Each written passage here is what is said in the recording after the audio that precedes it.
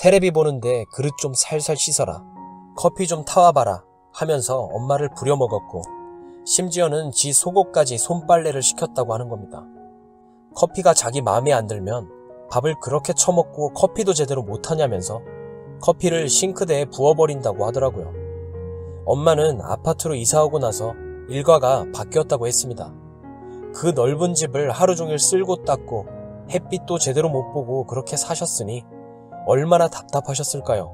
혹시나 청소가 제대로 안 되어 있으면 그날은 새언니가 난리가 나는 날이었대요. 올케가 입에 거품을 물고 본격적으로 입에 담을 수도 없는 욕을 했답니다. 이따위로 살림하라고 여기 데려다 놓은 줄 아냐고. 자기가 어려운 걸 시키는 것도 아닌데 그것도 똑바로 못하면 밥이나 제대로 벌어먹겠냐고 했다고 하더라고요.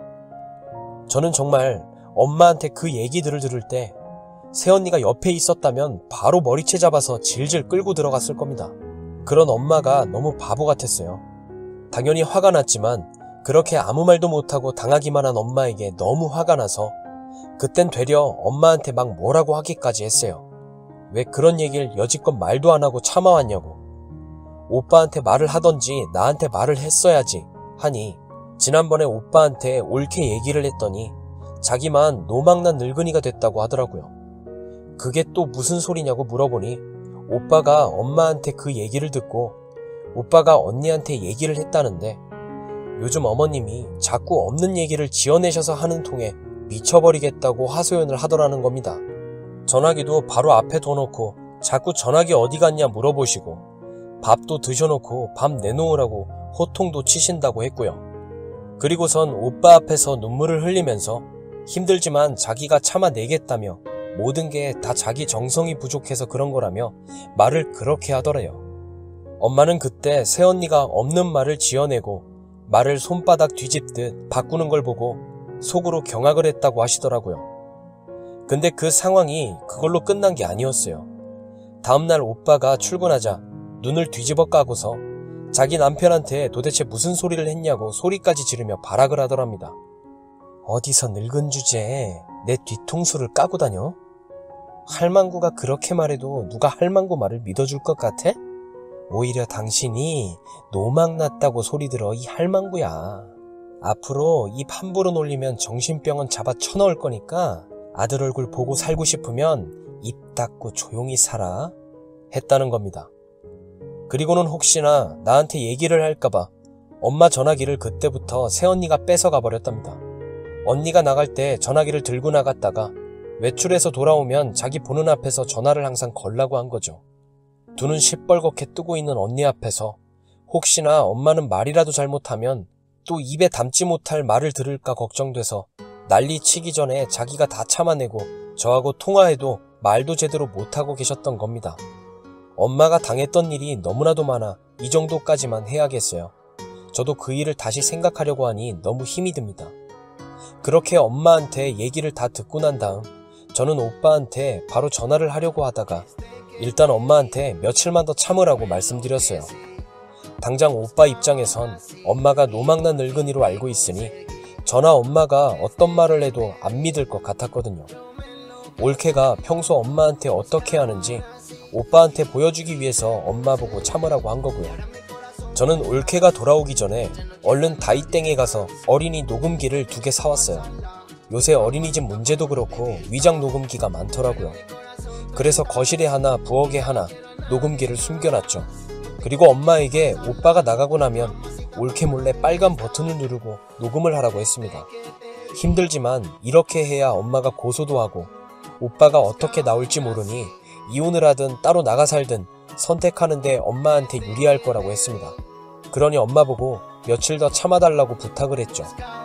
그렇게 엄마를 두고 나오는데 저는 차마 발길이 떨어지지 않았습니다. 마음이 너무 아파 집으로 돌아오는 내내 계속 울었었네요. 그렇게 3일이 지나고 저는 아침 일찍 오빠네 집으로 갔어요. 올케가 집에서 나가기를 기다렸다가 엄마한테 들어갔죠. 엄마는 또 무슨 일이 있으셨는지 표정이 엄청 어두워 보이셨어요. 무슨 일이 있었냐며 녹음은 잘 했냐며 녹음기를 바로 확인해 봤어요. 녹음기에는 올케의 막말을 담은 목소리가 그대로 녹음이 되어 있었어요. 실제로 들으니 몸이 부들부들 떨리더군요. 엄마가 설거지를 하다가 손이 미끄러워 접시를 깨트리자 늙으니까 손가락까지 고장났나. 재수없게 아침부터 그릇은 왜 깨고 난리야. 나이를 똥구멍으로 먹었나. 그 나이 될 때까지 설거지 하나 못 배워서 이러고 살고 있네. 시집살이도 제대로 못해서 맨날 시어머니한테 갈굼 먹었지? 내가 제대로 뜯어 고쳐줄게. 시댁살이가 아니라 아들 집살이 제대로 시켜줄 테니 나중에 편하게 눈 감고 싶으면 내 말 잘 들어. 알았어? 지금도 사연을 적으면서 그 목소리가 귀에 맴도는 게 미칠 지경이네요. 그때 그 녹음된 소리를 듣고 심장이 벌렁거리고 손발이 덜덜 떨리며 눈물이 났는데, 무엇보다 제가 눈물을 멈출 수 없었던 건 엄마가 그 정신나간 여자에게 지금껏 그런 대접과 수모를 당하며 견뎌오셨다는 거예요. 저 또한 엄마를 그렇게 내팽겨치고 있었다는 게 너무 미안하고 죄책감이 들어서 그때 엄마 끌어안고 얼마나 울었는지 모릅니다. 그렇게 저는 엄마랑 같이 오빠 회사 앞으로 찾아갔습니다. 오빠한테 전화해서 오빠 회사 앞 카페에 있으니 일 마치는 대로 바로 오라고 했죠. 오빠가 일이 끝나기도 전에 무슨 일이냐며 달려왔더라고요. 저는 오빠 귀에 이어폰을 끼워주며 일단은 무조건 들어보라고 녹음 파일을 틀어줬습니다. 그걸 듣고 있던 오빠 얼굴은 말로 표현을 할 수 없을 정도로 심하게 구겨져 있었고, 어이가 없어서 한참 웃다가 끝내 엄마 얼굴을 보고는 잘못했다며 무릎 꿇고 울기 시작하더라고요. 그래서 제가 상황 설명을 하면서 새언니 도대체 뭐 하던 사람이냐고 물어봤죠. 제대로 된 사람이면 이럴 수는 없다고 말이에요. 오빠는 새언니가 자주 가는 고깃집에서 처음 만났답니다.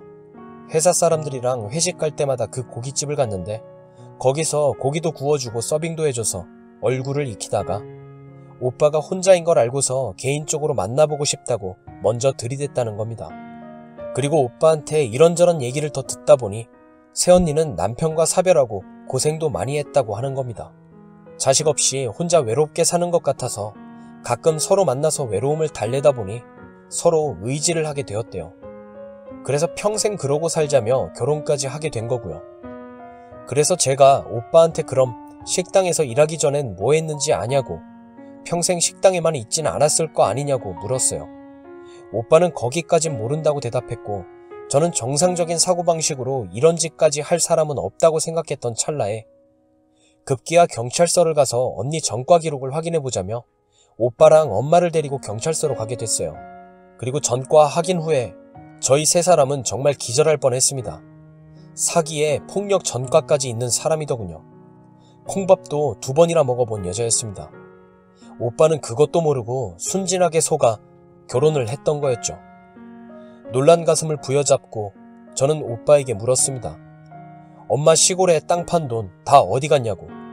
그랬더니 올케가 몇 달 전부터 카페를 하나 차리고 싶다고 난리쳐서 요즘 보러 다닌다고 했었고, 적당한 자리 나오면 그 돈을 좀 빌려달라고 했다더군요. 그리고 장사해서 그 돈은 오빠에게 다 갚아놓겠다고 했다는 겁니다. 천만 다행이라 생각했어요. 그 정신나간 년한테 엄마와 아빠의 피땀 흘린 돈들이 넘어가지는 않았더라고요. 저는 오빠에게 나는 우리 엄마 이렇게 만든 년을 가만히 둘 수 없으니 결정을 하라고 했어요. 오빠는 안 그래도 지금 너무 복잡하니 자기도 생각 정리할 시간이 좀 필요하다고 했고요. 그렇게 오빠에게는 사실을 알려놓고 엄마를 모시고 저희 집으로 왔어요. 그간 얼마나 몸고생 마음고생 하셨겠어요.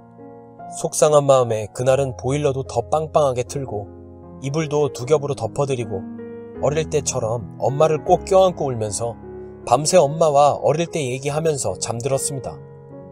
그리고 며칠 지나 오빠한테 연락이 왔죠. 오빠는 집에서 녹음했던 내용을 계속 들어본 모양이었어요. 처음엔 머리가 어질거리고 정신이 하나도 없을 정도로 복잡했는데 이젠 결론을 지어야겠다고 하더라고요. 그 길로 오빠는 변호사 사무실로 찾아가 사기 결혼으로 인한 이혼 소송을 진행했고, 엄마에게 가했던 협박과 언어폭력을 녹취 증거를 바탕으로 손해배상 청구도 같이 해버렸습니다. 그리고 오빠가 결심이 선 날에 혹시나 해서 올케와 최후 통첩을 해봤대요. 얘기나 들어보자 싶어서 해본 거였고요.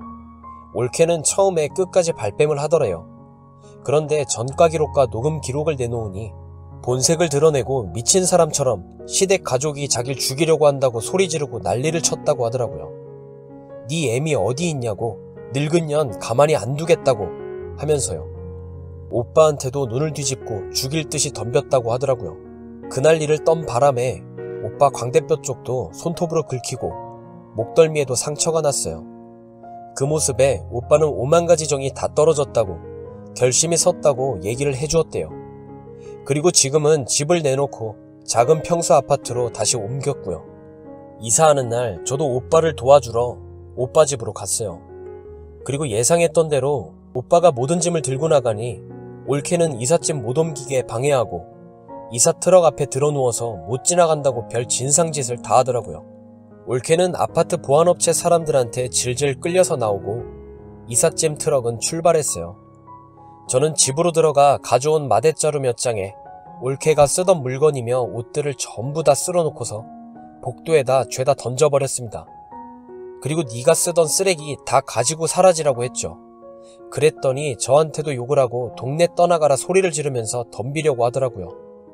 계속 아파트를 시끄럽게 떠들게 했던 올케라 아파트 보안요원이 계속 따라붙었는데 그 보안요원 둘이서 올케를 뜯어말리고 질질 끌려갔어요. 끌려나가는 도중에도 올케는 분에 못 이겨 경비분들에게도 침을 뱉고 손을 깨물고 난리도 아니었어요. 그리고 제가 끌려가는 면전에 대고 얘기했죠. 시궁창에서 살던 거머리 주제, 네가 사람이랑 같이 살면 사람이 될 줄 알았나 보네? 너는 다시 태어나기 전까지 절대 사람이 될 수 없어. 평생을 그러고 살아. 또 모르지. 열심히 기도하면 용서가 될런지 말이야. 다신 보지 말자. 이 쓰레기 같은 인생아.